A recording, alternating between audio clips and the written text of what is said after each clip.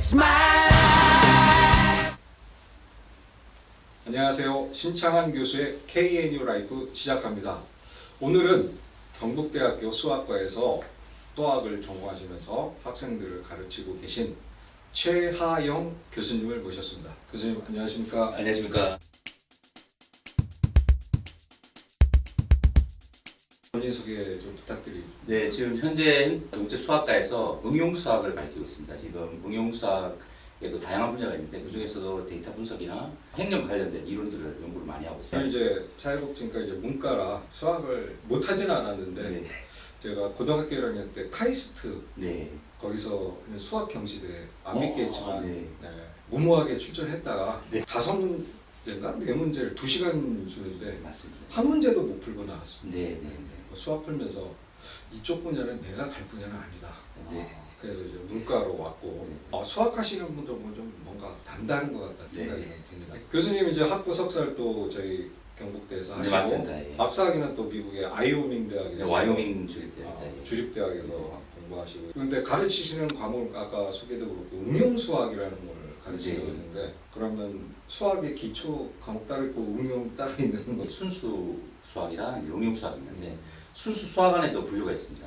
대수, 위상, 기하, 네. 해석학 아, 이렇게 4가지 분류가 있고 그다음에 이제 응용수학 안에는 다양하게 응용이 있다 보니까 하지만 이제 크게 수리생물이 있고 금융수학 하시는 분들이 또 있고요. 수리생물이요? 네네. 아. 제가 이제 학부 대학교 다닐 때 처음 이제 시작하기 시작했는데 그때 시작했을 때 들어왔던 대학원생이나 이런 분들이 지금 교수가 되어서 그 소사이티가 많이 커져 있어요. 잘 몰라서 그렇지만 네. 뭐 DNA, 염기설 구조 뭐 이런 것들 분석하는 그런 게 수리생물이고 그것도 하나의 축이고요. 네. 특히 이제 이번에 코비드 19 때 감염 관련돼서 이제 모델링을 작업을 하면서 아. 예측을 많이 하려고 해요. 감염자들의 이제 패턴이라는 걸 보고 음. 다음 달에는 몇 명 정도 감염될 거다.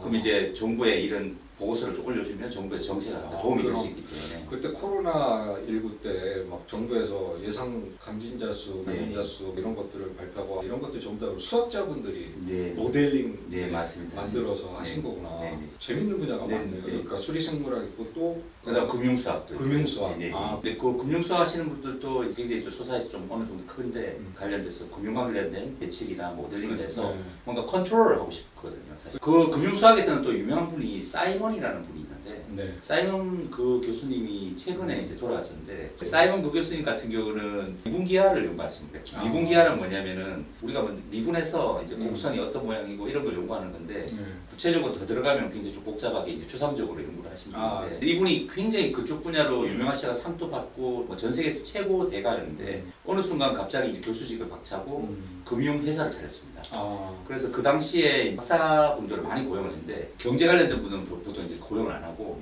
천문학, 물리학, 수학 이런 분들만 해서 이제 차트 자체로 분석을 해서 예측을 해가지고 투자를 하자 했는데 수익률이 지금 워렌 버핏보다 더 높다고 알려졌습니다. 제가 사실은 이런 게 또 관심이 있어가지고 우리나라 주식을 예측 프로그램 한번 만들어봤었는데 네. 어느 정도 되는 것 같은데 이게 또 항상 되는 게 아니어서 네. 확률적인가요? 돈 버는 사람은 따로 있는 것 같아요. 그렇습니다. 네. 그리고 가르치는 또 과목 중에 제가 보니까 실함수론? 네. 그럼 뭐 함수론인데 뭐 실이 있고 또 허가 있나요? 이 실함수로는 이제 수학의 거의 굉장히 어려운 분야 중에 하나인데 네. 실함수로는 간단히 말하면 길이하고 넓이에 대한 네. 연구를 한다고 보십니다. 아. 길이라는 건 뭐냐를 보니까 0에서 1까지 구간에 그러니까 수직선에 0 이상 1 이하의 그 구간에 있는 길이를 보라면 1이지 않습니까? 네. 궁금한 질문이 하나 생깁니다. 그 안에 있는 집합 원수들을 다 뽑아보면 원수가 무한히 많거든요. 점은 길이가 있냐를 보면 점은 길이가 있습니까? 점. 자연스럽게 생각하면 점은 길이가 없죠. 네. 0에 가깝겠죠. 점이니까요. 점은 길이가 없는데 네. 0일은 점들로 다 이루어져 있거든요. 0을 다 모았는데 길이가 1이 됐습니다. 뭔가 잘못된 게 아닌가.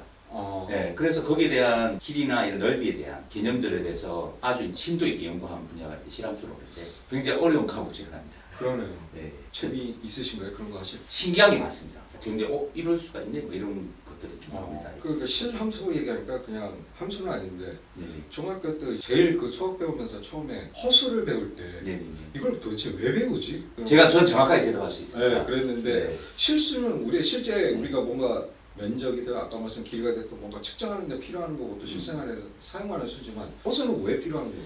호수를 얘기하려면 I인데 네, 그렇죠. I 자체는 사실 의미가 하나도 없습니다. I 없어도 상관없습니다. 저희한테는. 중요한 거는 사실 연산입니다. 연산이 왜 중요하냐면 I랑 I를 곱했습니다. I 제곱. 없는 것끼리 곱했는데 마이너스 1이라 있는 수가 나왔습니다. 없는 수를 곱했는데 있는 수가 나오네? 없다고 이거 치부하고 고려를 안 할 수가 없는 게 이 수가 연산을 하다 보면 있는 수가 되기 때문에 뭐 정확한 이게 답변이라고 할 수는 없지만 조금 쉽게 풀었으면 아마 이런 식으로 개념을 좀 이해를 하시면 사실 수학적인 개념은 I가 나온 이유들이 좀 있습니다. 조금 어렵죠. 안드로메다로 관련한 전쟁이 보이는데 어쨌든 주입식 교육의 결과물인지 네네. I 제곱은 마이너스 1이다 그건 기억이 나는데 나시죠. 네. 나시죠. 예. 근데 없던 거가 없던 것을 곱하니까 마이너스 1이 된다. 네네네. 그러니까 그때는 몰랐는데 네. 이제 지금 생각해 보면 중고등학교 때 수학도 되게 강조하고 그때는 그냥 성적 잘 받게 해서 해야 된다고 하니까 했었는데 뭐 대학 와서 학생들 가르치고 또 사회과에서 통계라는 것들을 또 사용하기 때문에 네. 직접적으로 뭐 수학을 깊게 공부하지는 않지만 수학과 연관된 분야가 또 전공과 관련돼 있다 보니까 네네. 보다 보면 참 수학이라는 게 상당히 중요한 학문이고 네. 거기서 정말 우리 세상에 많은 것들을 변화시킨 것들이 그 그렇죠. 수학적 원리에서 많이 나왔다는 부분에 있어서 수학을 왜 강조했는지 이제는 좀 이해가 네. 되는데 예, 알겠습니다. 지금 수학에 있어서 제일 먼저 뭐 수학의 난제 특히 그 뒤에서 얘기하셨지만 AI와 관련해서 이 AI가 이 수학의 난제들을 풀 수 있을까? 네. 어떤 분은 공대 교수님인데 만약에 AI가 수학의 난제라면 그거를 다 푼다. 네. 그러면 이제 인간이 지배당하는 그 수준까지 가는 거 아니냐. 네네. 뭐 그런 말씀까지 하는데 네. 현대 수학에서 뭐 몇 가지 난제 네. 그거를 100년 만에 풀었다. 뭐 몇십 년 동안 아직도 못 풀고 있다. 이런 얘기들이 많은데 네. 그런 부분 좀 한번 설명해 주시겠어요? 네, 그 사실은 수학에서 못 푸는 문제가 너무 많습니다. 그래서 저는 사실 난제는 무서워서 건들지를 못하고요. 네. 제 인생 그냥 다 낭비할 것 같아서 굉장히 너무 어려운 문제가 많아서 사람의 이 생명이 제한이 있다 보니까 제가 뭐 100년, 200년 계속 풀 수는 없거든요. 기간이 제한된 기간에 이걸 풀어야 되기 때문에 어떤 문제들이 많냐면은 사실 이 문제들 중에 대부분은 다 증명입니다. 증명. 예, 예. 네. 이게 맞는지 틀린지도 모르기 때문에 그렇죠. 그게 이제 문제거든요. 사실 맞다 이러면 맞다는 생각을 가지고 뭔가 이렇게 조금 막 시도를 해볼 수 있는데 맞는지도 모르고 틀린지도 모르기 때문에 그럼 그걸 맞다 틀리들 누가 증명해줘? 그거는 이제 예측한 거죠. 직관입니다. 직관. 직관. 예, 실력 있는 이제 교수님들이 직관적으로 아마 그럴 것 같다라고 예측을 한 건데 그거는 이제 직관력에 이제 기반하기 때문에 맞을 수도 있고 틀릴 수도 있습니다. 지금 인류가 몇천 년, 네네. 더 길게 보면 몇억 년 동안 살아오면서 네. 그거 안 풀어도 사는데 지장 없었는데 꼭 풀어야 되나요? 그 이유에 대해서는 제가 볼 때는 이제 두 가지가 있을 것 같은데 하나는 진짜 수학자들이 가지는 어떤 호기심 그게 이제 첫 번째 이유고 두 번째 이유는 그 연구를 하면서 생겨나는 부가적인 결과들이 추후에 이제 많은 영향들을 많이 주거든요. 네. 인류 과학기술의 발전에 있어서 네, 사실은 맞습니다. 이제 네, 그런 네. 난제를 해결하는 과정 속에서 결과들이 맞습니다. 인간에게 많은 문명 과학기술에 도움이 네, 됐다. 네, 그러니까 그것 자체에도 의미가 있겠지만 네. 그걸 해결하는 과정 속에서 그렇죠. 그게 또 이제 의미가 있을 수 네. 있다. 어떤 이제 동전 양면처럼 언제 그게 도움이 될지도 사실 알 수는 없고요. 그리고 어떤 분들은 그거에 대해서 조금 회의적인 분들도 있고요. 어떤 분들은 여하튼 언젠가는 사용되지 않을까, 도움이 되지 않을까라고 보는 분들도 있고. 네. 그 현대 수학의 가장 중요한 7가지 미해결문 네. 대표적인 게 어떤 게 있나요? 해결된 문제부터 좀 얘기를 하자면 페르마 마지막 정리를 좀 얘기를 드리자면 아. 그게 350년 만에 풀렸습니다. 네. 그게 2000년 반쯤이었는데 앤드류 와일즈 영국 교수님께서 제가 이제 그 다큐를 한번 봤었거든요. BBC에 나온 다큐를 한번 봤었는데 거의 뭐 8, 9년 동안을 촉구하듯이 학교 교수지만 대부분 이제 수업이 없으면 그냥 집으로 가서 그 문제만 이제 매달았는데 이 풀고 나서도 좀 겁이 났죠. 그 다큐에 보면 뭐라 했냐면 공개를 못한 이유가 틀렸을 수도 있고 본인이.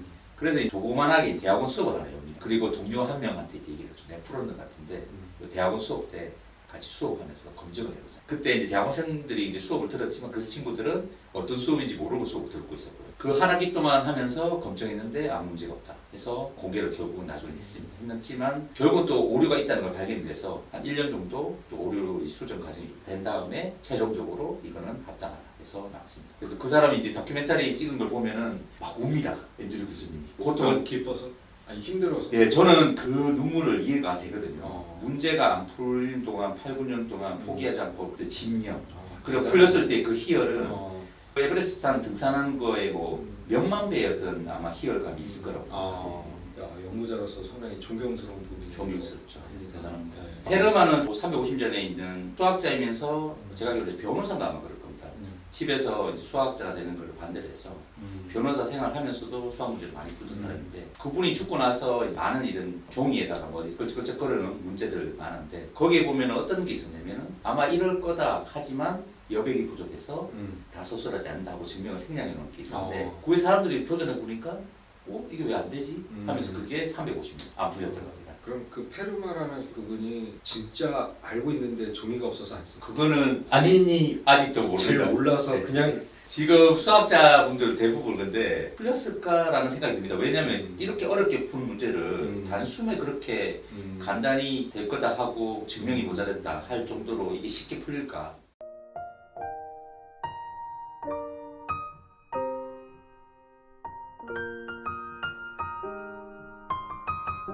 It's my